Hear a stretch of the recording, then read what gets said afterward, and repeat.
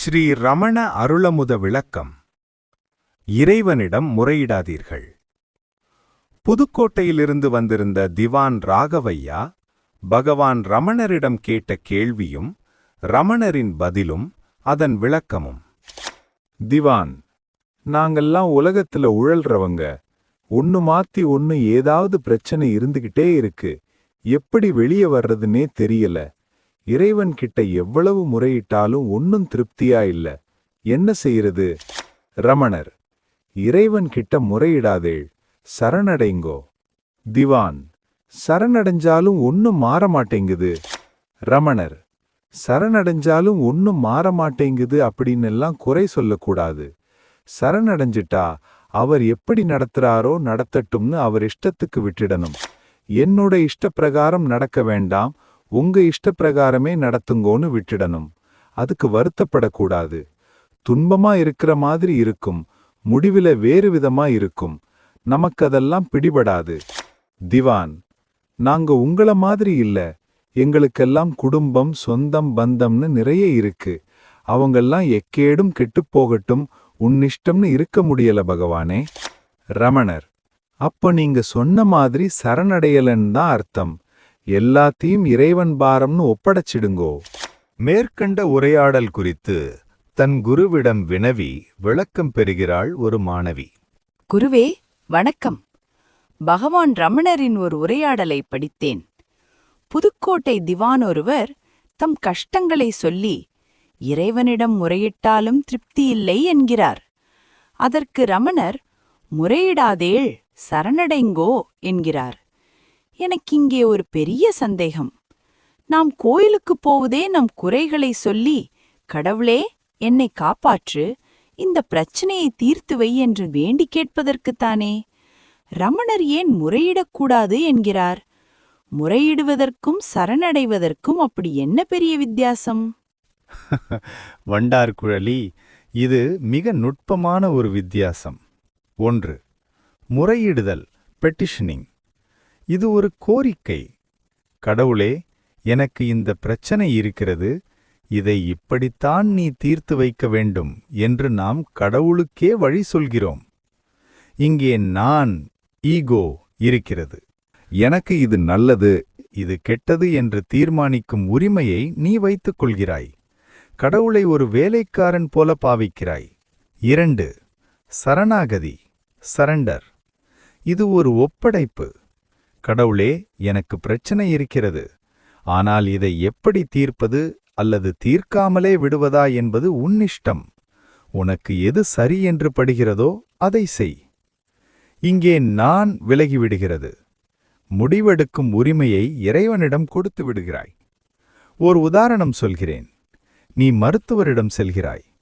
ஐயா, மருத்துவரே, எனக்கு ஊசி போடாதீர்கள், கசப்பு மருந்து தராதீர்கள், அறுவை சிகிச்சை செய்யாதீர்கள், ஆனால் நோய் குணமாக வேண்டும். இது அறியாமை அல்லவா? இப்படிப்பட்டதுதான் முறையிடுதல். மருத்துவரே, எனக்கு நோய் குணமாக வேண்டும். அதற்கு ஊசியோ அறுவை சிகிச்சையோ எதை வேண்டுமானாலும் செய்யுங்கள். என் உடல் உங்கள் கையில். இதுதான் புத்திசாலித்தனம். இப்படிப்பட்டதுதான் சரணாகதி. ரமணர் சொல்வது, வைத்தியனிடம் முறையிடாதே, அவனிடம் ஒப்படைத்துவிடு. உதாரணம் அருமை குருவே. ஆனால் அந்த திவான் கூறும் அடுத்த வாசகம்தான் என்னை போன்றவர்களுக்கெல்லாம் உள்ள மனக்குறை. சரணடைஞ்சாலும் ஒன்னும் மாறமாட்டேன்றது என்று சொல்கிறாரே, அதுதான் என் ஆதங்கமும். நானும் பலமுறை கடவுளே எல்லாம் உன் செயல் என்று சொல்லிவிட்டேன். ஆனால் என் கஷ்டம் தீரவே இல்லையே. அப்போ சரணாகதி வேலை செய்யவில்லையா? ரமணர் அங்கே என்ன பதில் சொன்னார் கவனித்தாயா? சரணடைஞ்சாலும் ஒன்னும் மாறமாட்டேங்குது அப்படின்னெல்லாம் குறை சொல்லக்கூடாது. ஏன் தெரியுமா? நீ உண்மையாகவே சரணடைந்திருந்தால் மாற வேண்டும் என்ற எதிர்பார்ப்பே உனக்கு இருக்காது. நிலைமை மாறவில்லை என்று நீ வருத்தப்படுகிறாய் என்றால் நீ இன்னும் உன் இஷ்டப்படி நடக்க வேண்டும் என்றுதானே ஆசைப்படுகிறாய். இது எப்படி சரணாகதியாகும்? இது வியாபாரம். நான் சரணடைகிறேன், பதிலுக்கு நீ என் கஷ்டத்தை போக்க வேண்டும் என்று பேரம் பேசுகிறாய். உண்மையான சரணாகதி என்பது, கடவுளே, இந்த துன்பம் எனக்கு தேவை என்று நீ நினைத்தால் இது இருக்கட்டும், எனக்கு ஆட்சேபனை இல்லை என்று கடவுளிடம் விட்டுவிடுவதுதான். ஐயோ, துன்பம் இருக்கட்டும் என்று எப்படி சொல்வது? அது வலிக்காதா? வலிக்கும். ரமணரே சொல்கிறார், துன்பமாயிருக்கிற மாதிரி இருக்கும், முடிவிலே வேறு விதமாயிருக்கும். நமக்கு அதெல்லாம் பிடிபடாது. ஒரு தாயின் உதாரணத்தை எடுத்துக்கொள். குழந்தைக்கு காலில் முள் குத்திவிட்டது. தாய் அந்த முள்ளை ஊசி வைத்து தோண்டி எடுக்கிறாள். குழந்தை, அம்மா வலிக்கிறது, என்னை விட்டுவிடு என்று கதறுகிறது. தாய் விடுவாளா? விடமாட்டாள். ரத்தம் வந்தாலும் முள்ளை எடுப்பாள். குழந்தையின் பார்வையில் அம்மா செய்வது துன்பம். அம்மாவின் பார்வையில் அது கருணை.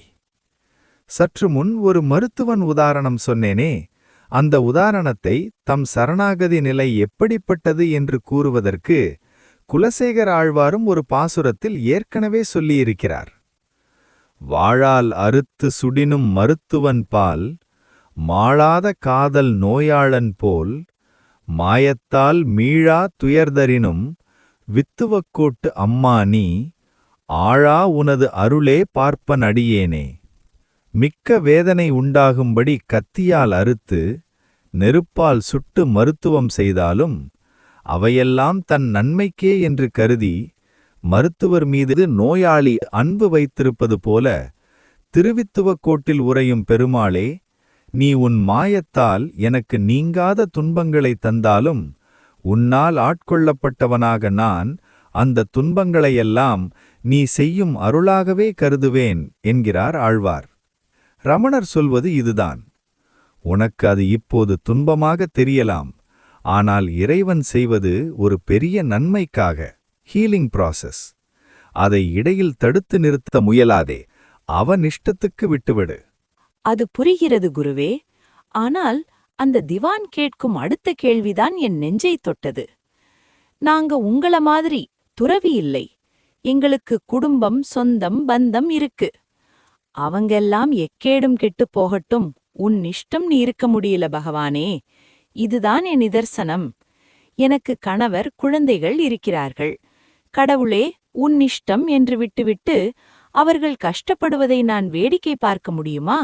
அது பொறுப்பின்மையாகாதா? மிக முக்கியமான கேள்வி வண்டாட்குழலி. பலர் சரணாகதிக்கும் பொறுப்பின்மைக்கும் உள்ள வித்தியாசத்தை புரிந்து கொள்வதில்லை. ரமணர் குடும்பத்தை கவனிக்காதே, சோறு போடாதே என்று சொல்லவில்லை.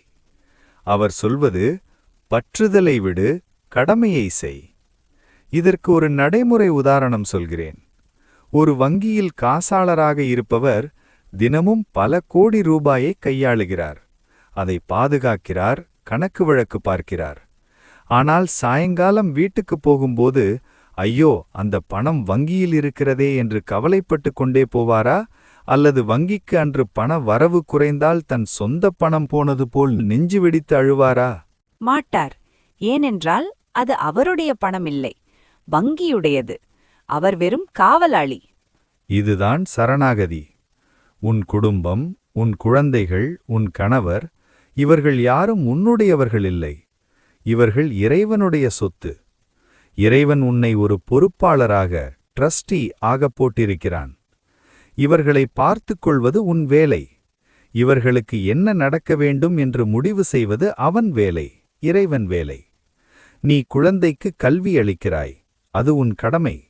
ஆனால் அவன் சரியாக படிக்கவில்லை என்றால் நீ பதறுகிறாய், அவன் மீது கோபம் கொள்கிறாய்.